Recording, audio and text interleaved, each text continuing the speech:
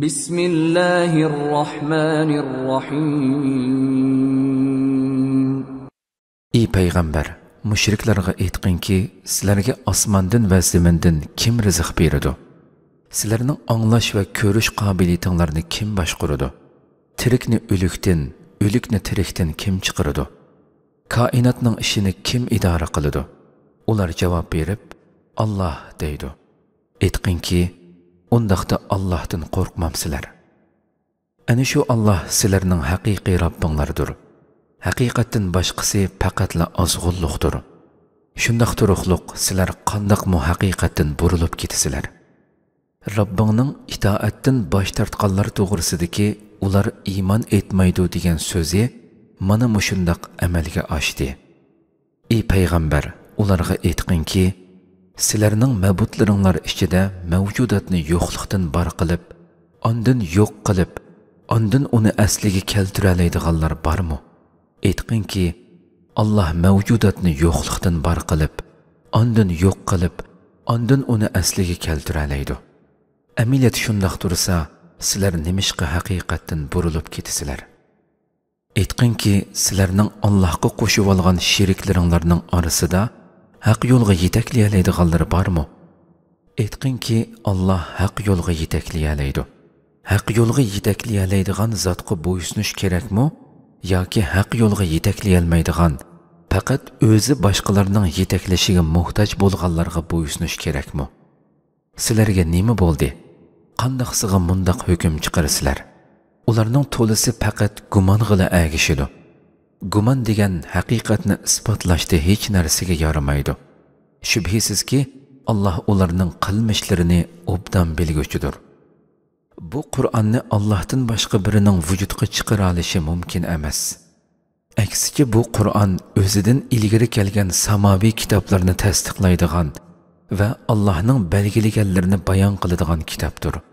Uningda qilchi shak yo'q. U olamlarning Robbi tarafidan kelgandir. Ular Qur'onni Muhammad o'zi o'ydirib chiqqan deyishamdi.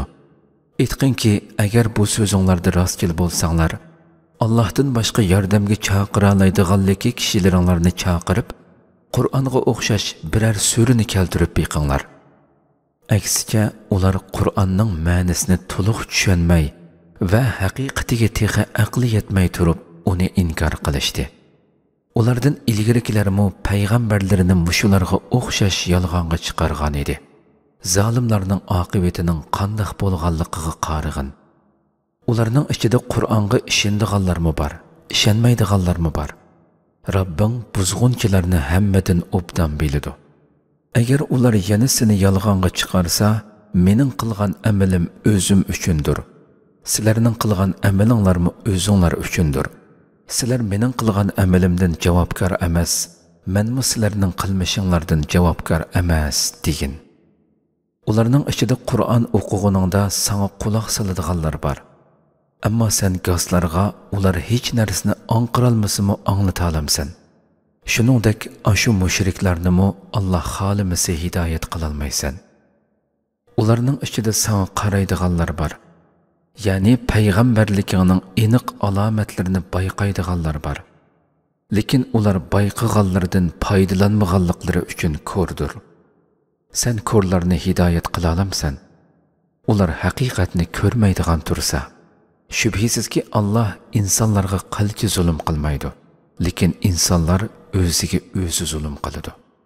Alloh ularni mahshargohga yig'adigan kunda ularga dunyoda turgan muddati kunduzning oz qismida yashab o'tgandek bilinadi.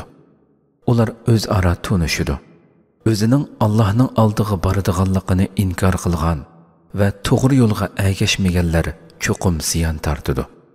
Biz ularni ogohlantirgan azobning bir qismini ularni azoblash bilan sana ko'rsatsakmi yoki uningdan ilgarisini vafot qildirsakmi, ularning borar joyi bizning dargohimizdir. Ondan Alloh ularning qilmishlariga guvohdir. O'tgan har bir ummatga payg'ambar avatilgan. Qiyomat kuni ularning payg'ambari kelganda, ularning orasida odillik bilan hukm chiqariladi. Ularga zulm qilinmaydi. Ey payg'ambar, mushriklar bu va'da qachon ishga oshidi? agar sizlar rostchil bo'lsanglar javob beringlar-chu deydi. Aytqinki, Alloh xohlamay turib, men o'zimning foyda ziyinig'imi ega bo'lolmayman. Har bir ummatning bir ajali bo'ladi. Shu ajal yetib kelganda ular birdammo kechiktirilmaydi, birdammo ilgari surilmaydi. Aytqinki, deb biqinglar-chu. Agar Allohning azobi sizlarga kechsi yoki kunduzi kelsa, nima qilarsizlar? Gunohkorlar bu azobning qaysi biriga aldiraydi? Azob kelgandan keyin ondan uningga ishondinglarmi? Amdimi?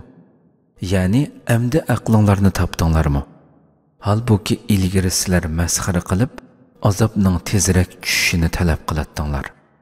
Ondan keyin kufrlik qilib o'ziga zulm qilganlarga sizlar mangulik azobni tetinglar. Sizlarga faqat qilmishinglarning jazosi beriladi, deyiladi. Ular sendan u jazoning beriladiganligi rostmi deb so'raydi.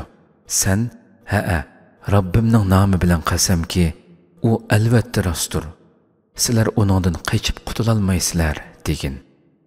Shaksizki, kufrida ching turish orqali o'ziga zulm qilgan har bir odam agar yer yuzidagi hamma narsaga ega bo'ladigan bo'lsa, azobdan qutulish uchun albatta uning hammasini fidya qilib berib etadi.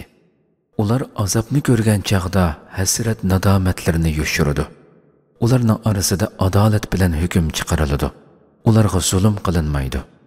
Bilinglarki, osmonlardagi va zamindagi hamma narsa albatta Allohningdir. Shunimi bilinglarki, Allohning kofirlarni jazolash haqidagi va'dasi haqiqatan rostdir. Lekin ularning to'lisi buni bilmaydi. Alloh tirildirdi va o'ldirdi.